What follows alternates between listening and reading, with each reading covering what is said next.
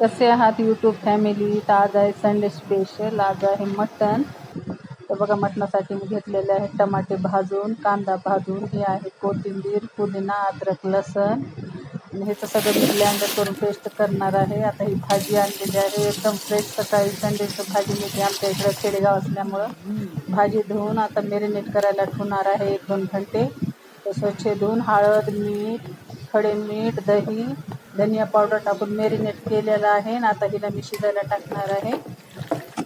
बघा कशी भाजी एकदम फ्रेश मिळते आमच्या इकडे. तुमच्या इकडे कशी मिळते ते सांगा. बिना पाणी मारता राहते. आता लावलेली आहे कुकरमध्ये आणि हे सर्व तुम्ही पेस्ट करून घेणार आहे. तर तुम्ही असंच बनवता का मसाला? मला कमेंट्समध्ये नक्की सांगा. मटण आहे, तुमच्या इथं काय आहे ते सांगा. ते बघा पेस्ट अशी झालेली आहे, ग्रीन पेस्ट तयार. ही 4-5 दिवस पेस्ट मस्त राहते. आणि आता मी देणार आहे भाजीला फोडणी. तर तेल गरम झालेलं आहे. अद्रक लसूण पेस्ट टाकलेली आहे. ती लाल झाल्यावर काळा मसाला घरगुती टाकलेला आहे.